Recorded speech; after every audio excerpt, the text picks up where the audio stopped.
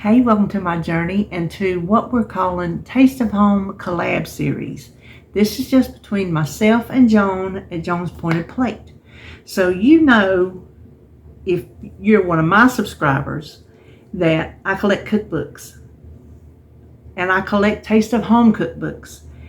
And I have all of the Taste of Home annual cookbooks. Well, Joan, she collects specific cookbooks, and she has all of the Taste of Home magazines, every one of them. But she's wanting to not hold to the magazines and collect the annuals. So she started building her collection of annuals. Well, we thought we would pick a year, pick a category, and both pick a recipe and make it together. So that's what we did. This time, I don't know how often we'll do these. This is our first one, so we haven't really decided yet. The Taste of Home 2000 annual main dishes. So that's what we did. I can't remember right off the bat. She picked something with a creamy sauce. You can just bet that. She loves her cream sauces. Of course, if you're coming from her channel, you know that already. And I picked Blue Plate beef patties. And I'm going to tell you, I overslept on the chair. I don't get on the couch. The chair. David went to bed. I went over here and sat down, and I fell asleep. I mean, I just fell out. And when I woke up and looked at the clock, I was like, oh my gosh, I don't have time to cook, much less film a collab. I was like, well, what can I make instead? So my meat for tomorrow wasn't thought out, so switching the days wasn't going to work. And then I didn't want to use up the hamburger that I had for this recipe for anything else, and then I had to buy more hamburger because I still had to film the collab whether I did it today or not. So I just put my head down and plowed through it. And I'm going to tell you what, it might look and sound like it's going to take a while to do, but it's not. I got it done in no time at all. No time at all. That's chopping my little couple vegetables and everything. So if you're pushed for time, you can still get this recipe done. And I did it a little differently. When I film cooking videos, I'll say at the end normally something, hey, hold on, let me let this cool. I'll come back and tell you what I think. And I thought this time, you know what, I'm not going to be the only one to taste it. I want David to taste it. So I come over here and I ate mine. That's all I had for supper because y'all know that I ate the protein first. Protein first. That's my case. And so that's what I had. And it's a nice big patty. Oh my goodness, let me tell you. Well, he ate his, and we liked it. Now, I would change a couple things, and I'm not going to tell you that I wouldn't when I would, because, I mean, I don't have to be embarrassed. It's not my recipe. I just made it. Well, I did tweak a few things, so I guess it kind of turned into mine a little bit. But it just needs more salt. I think, to me, everything needs more salt. To David, no, it doesn't. But I just think it could use more salt. And then in the gravy, it has horseradish. And I always get tongue-tied when I try to say that. Horseradish. Prepared horseradish. And it says use 2 to 3 teaspoons. Well, I was afraid to go up to 3 because you can smell it. It's pungent. And I was like, ooh, that might be a little bit hot for our taste. Well, it wasn't. We really couldn't tell it was in there. So I would go for the full 3, if not a little more. I don't know. I'll give you this little tip. So I'm sitting here thinking about it. If you don't mix your gravy in the same bowl that you mixed your beef patties like I did, then you can taste it. If you mix your gravy in a clean bowl that had not had raw meat in it, you can taste it and see what the horseradish tastes like if you want to add more or not. So there you go. All right. Well, I'm not sure how often we're going to do these, but this was fun. So I don't even want to guess out loud. We'll discuss it and see. The link to her video, not her channel, her video, her specific video for her Taste of Home recipe will be in my description box below. So be sure and go over there if you've not been over there yet and check her out. And if you came from her channel, thank you for coming and checking me out. And if you want to hang around and see what we get into, I would appreciate you hitting that subscribe button. I mean, I do. I'm not on Weight Watchers, so I don't do that, but I do healthy recipes and talks and weigh-ins and grocery hauls and menu plans, just a little bit of everything. So I'd love to have you. I really would.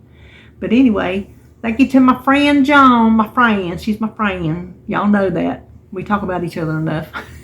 Y'all should listen. If y'all don't know that me and Joan are friends by now, y'all live under a rock. So anyway, that is what we're going to make today. So let's turn around and get started cooking. Thanks for watching. And yeah, no, that's all. Let's go cook. To start on our blue plate beef patties, we need to do some chopping. I'm going to do it all at one time. So I need 2 green onions, and they want the green tops. I've cut part of it off because, you know, they get a little ragged on the top. I'm not a fan of this part, but the recipe calls for it, so I'm going to go ahead and use it. So we just want to slice them up. So hang on for that. Okay, so here are our onions. Now we need some mushrooms. And I have 8 ounces of just white button mushrooms. And you can buy them already sliced if you want to. I take out the stems because I don't really care for them, but these are all small stems, so some of them's still kind of stuck in there.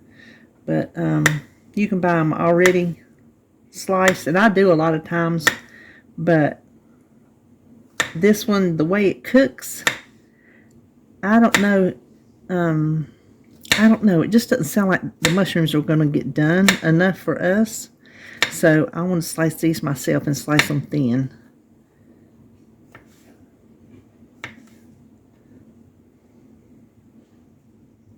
Okay, so now there's all our mushrooms. So I'll set this aside and we're going to start mixing up our beef patties. Okay, so for the beef patty part, you want 1 egg. I'm just going to beat this up a little bit.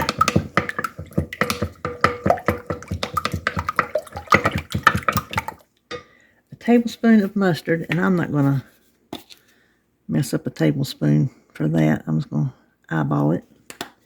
Then it calls for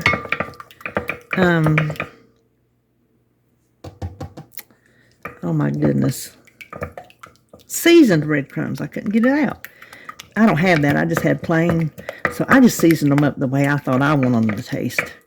So a 1/4 cup of breadcrumbs. Do it your way. Seasoned breadcrumbs, and you can season it further, or you can do plain breadcrumbs and season like I'm going to. It's a 1/4 cup. I have a teaspoon of onion powder, a teaspoon of garlic powder, a teaspoon of dried parsley, and I have a teaspoon of salt. I just thought that sounded like a good combo. And we'll stir that in a little bit. And then we want to add in our green onions. So let me see if I can get this over here.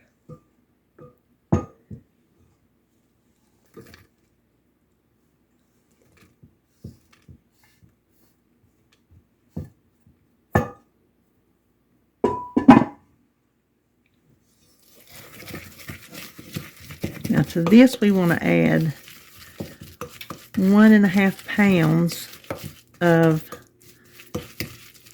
hamburger. And let me get mine. I'm using, and these are one of my leftover plates from 4th of July. Aren't they cute? Anyway, this is 1.5 pounds. And I'm using the 93%. So it'll be a pretty lean burger. We're going to mix this. Now, you can get in there with your hands all you want. If you're new here, let me explain. I don't like to touch raw meat.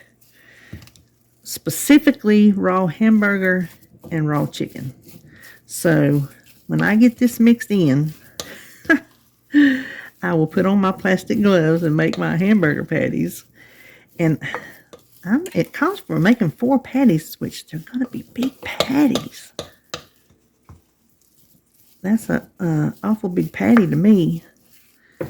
But I've got my cast iron pan heating up over on the side, so when I get this mixed together, it should be ready. So I will come right back. Okay, I heated my pan. I almost got it too hot, so I had to take it off the burner. I'm just hitting it with some avocado oil. And here are our patties. If you notice, there's like a indentation in the middle. If you do that, you can help it cook through the middle without like overcooking the outside. It just helps get it done in the middle. And I did not weigh these to be equal. I just eyeballed it. So if they look uneven, that's because they are.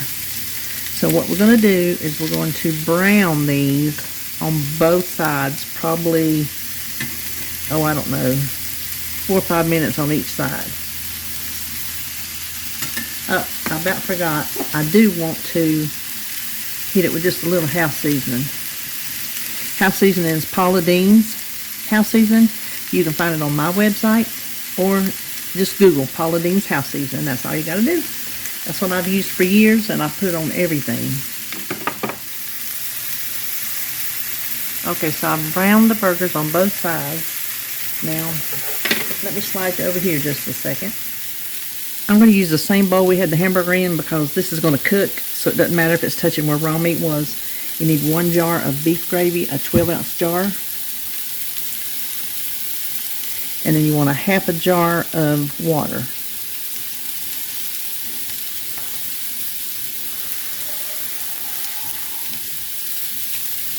And I am going to shake it to get all the goodness out.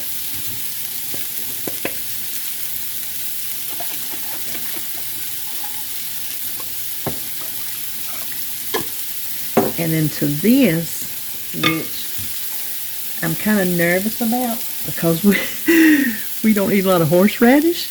It calls for 2 to 3 teaspoons of prepared, I can't spit it out, prepared horseradish. And I know that's spicy, so I know I'm not going to go 3 teaspoons. So I think I'm just going to stick with 2 teaspoons and call it a day. And let me show you, put the lid on here and I'll show you what I'm using. It is just called prepared horseradish. Hold on. Okay, let me show you. We were interrupted. This is what I'm using. And you can see it flakes in there. But I'm hoping that's just going to add a little bit of flavor, not too much heat. So let's get the mushrooms. Let me bring you back over to the pan.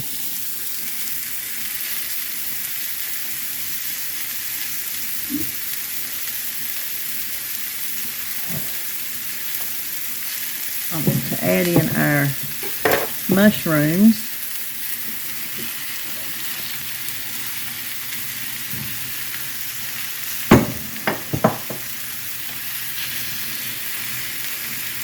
I'll turn it down a little bit.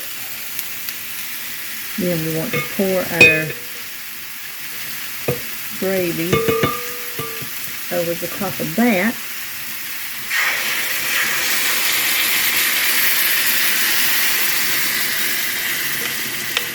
And because those patties are so thick, I am going to cover this and let it cook covered because I want to make sure that beef gets done.